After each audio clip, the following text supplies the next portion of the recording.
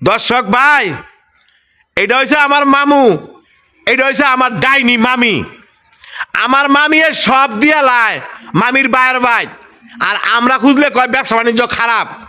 আর আমার মামু আমার মামু কি দিয়ে খাওয়াইছে, আমার মামু মানে মাথা আঙা কথাই কইতে পারে না। তো আজগা ওনার বাইরের ফলাই আমনে টিয়া দিয়ে লায় 5 লাখ, আর আমি তো বাগি না, আমার দেয় না 50,000। আমি খুঁজো আমি আমি আমি খুঁজো না কয় ব্যবসা বাণিজ্য হলো খারাপ। তো এইটাই কইছি, বাগিনা না হইয়া বাইরের ফোলা হইলে বেশি ভালো আছিল। তবে যে 2 নম্বরে আমার দুজনে করছেন না, আমার মার সম্পদটা আর খাইয়েন না, ছাইরা দেন, মুখ চোখ কালা করেন না। হইনির ঘরে হইনির বায়ের বাই কিচ্ছু নাই।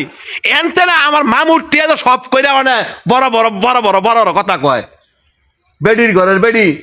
আর আমি একটা কথা কয়ে থিয়ে যাই, আজকের ভিতরে আপনি আমার মা সম্পদরা বুঝাই দিয়ে দিয়ে কয়দিন খাইছেন, কত বছর খাইছেন, দৌড়ার মাঝে ভাড়াটা হরে আদায় করমু কয়ে থিয়ে গেলাম। যা যা যা, তুই কি করবি? তুই কইছ না তোর ভাড়া দিবি, তোর মা সম্পত্তি দেখছেন সম্পত্তিও দিতাম। বেইমানে ঘরে বেইমানের রাত সারা রাত লাগায় বুদ্ধি করে কেমনে বনে ঘরে ঠকান যাইবো, ডাইনির ঘরে ডাইনি বেমান কইছ না, বেমানি কইরা দিমু, দিতাম না সম্পত্তি, দেখছেন। দিতাম না। যা আলা তুই কেমনে নিবি নে?